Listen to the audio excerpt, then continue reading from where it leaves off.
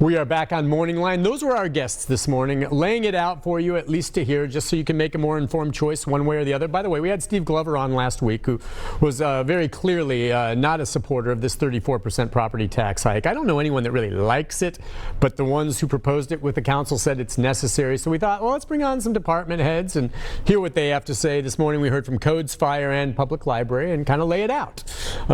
They weren't political one way or the other. They're just saying, look, this is where we stand. This is what it means. If it passes, this is what will continue. If it doesn't, this is what we'll be dealing with. So that way you can make an informed choice however you choose to vote for or against it if that vote does happen on the referendum. Let's take a couple phone calls here and I'll scroll through a few of the comments some of you have made. And we've got Wesley. Good morning, Wesley.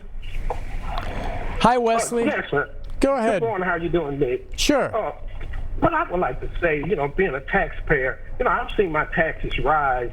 This would be the second time since 2016. It went from $900 or some odd dollars to $1,700. Well, that's but your property. You mean your property taxes? Your property taxes? Yes, sir. Okay. Now remember, that's not. They didn't raise your tax rate. Your property became more valuable. Okay. That's why. When your property becomes more valuable, you have to pay more. But go ahead. But what the problem is that, they got that extra money when my property came more value, and now they want some more money. Mm-hmm. And I'm going to vote for it because it seems like the council and the mayor are both being uncompromising. What we should do is look at alternative budgets that can make things work without the referendum. Well, and I think everyone would love that. And even Steve Glover himself, who was on the show yesterday, acknowledged, at least back when this was all being discussed, 34% too much, but even he proposed a 22% increase and a potential wheel tax. He acknowledges some monies are needed. Now, the idea of going from 34% to 2% or nothing, I don't know, that's pretty radical. Maybe it could be less than that and you find a different way to juggle some of the spending. Look, I'm no expert on all this, so I understand where some of you are coming from. But I can tell you, none of the council members like the idea of raising taxes. That's like political suicide, isn't it? They're not doing this unless in their own mind, all of them, to pass it to vote, so it's not some big conspiracy, literally figure there's no choice. I don't know. That's kind of the way I look at it. And again, folks, I live in Wilson County. I don't live in Davidson County, so, I don't have a vote on this. So let's go to Joe. Joe, good morning. Hi, Joe. How come there's nobody from the police department?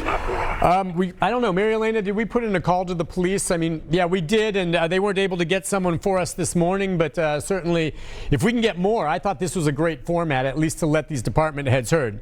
So we requested it, and we may do more, but there was no particular reason. It just wasn't able to book them on this time, so we got Fire instead.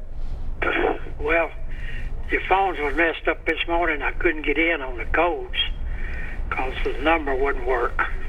Okay, I'm sorry about that. We'll check on that. Okay.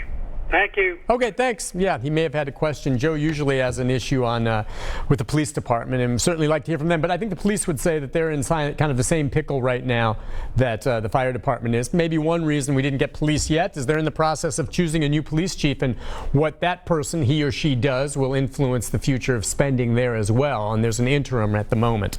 But that's something certainly worth looking at.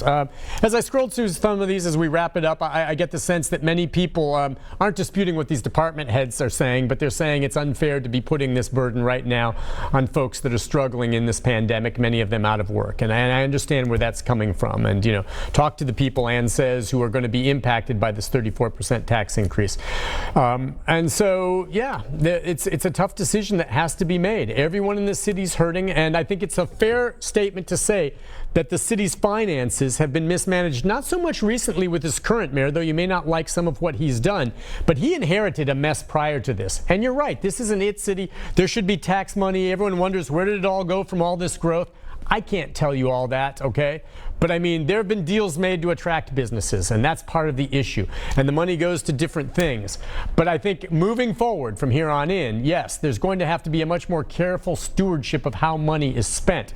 But the bottom line is, if this tax increase doesn't happen, there's a very good possibility the state will come in and take over the city, the stewardship of that. Council that you elect, and you will have no say. The state will just make the decisions across the board, and that no one wants. We'll take a break and be back, wrap things up right after this.